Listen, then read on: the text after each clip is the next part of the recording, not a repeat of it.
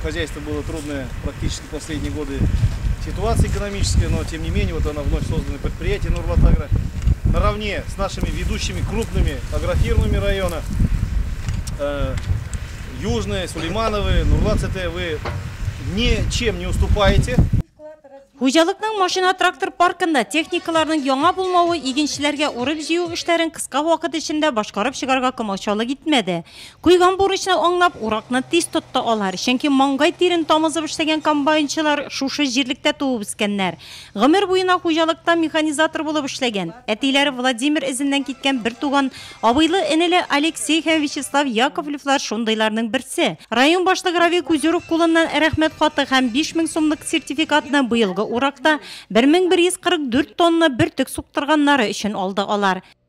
У нас династия, да, не первый год работает. Безнең гаиләдә династия, комбайнда 3нче ел эшлибез. Дөресрәге энем 3нче сезон, мин 2нче. Туганым белән ярашып эшләдек. Аның күп чыкты бөртек суктыруы, ә минеке азрак.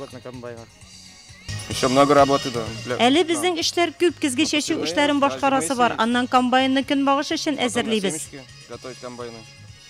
Андый бүләкләргә комбайнчы Виктор Ябов та лайык булды. Хуҗалык җитәкчесе Дмитрий Понин белдергәнчә, башка комбайнчыларда сынатмый.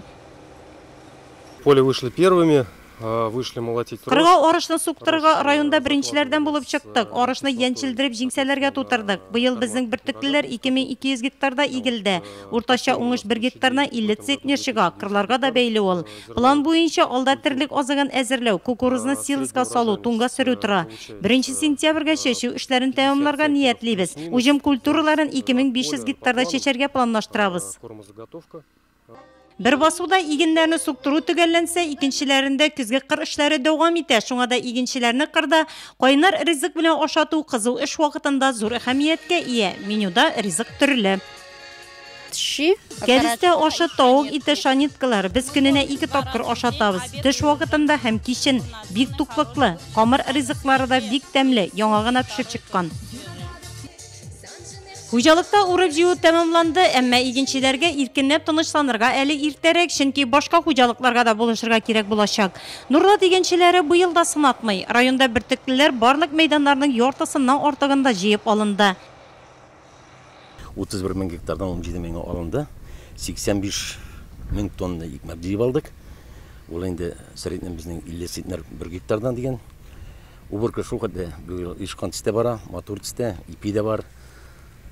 Эшләргә дә җайлы, уңышы булгач, эшнең результаты булгач, бөтен комбайн рузларында руководительләребезнең инвестор настроениесе бик әйбәт.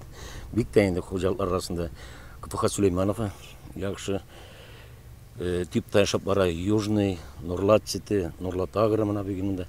Безнең андый кимсетергә әйтерлек хуҗалыкларыбыз бигенсекенә бөтенесе дә тырышып эшли.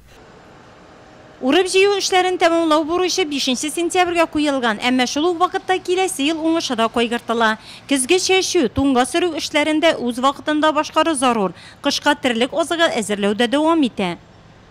Инче елга уже без чәчергә тиеш көзге культуралар 18 мең гектар, бүгенге көнгә чәчтек 6 мең гектар. Шул параллельно шап барабыз азык әзерләү. Быел нинди генә эшне тотсак та, бөтенесе ишкан тистә бара. Әлегә һава торышы сөендерә, игенче өчен шунысы мөһим дә. Шуңа да кыр хезмәтчәннәре 1 минутында югалтмыйча эшләргә тырыша.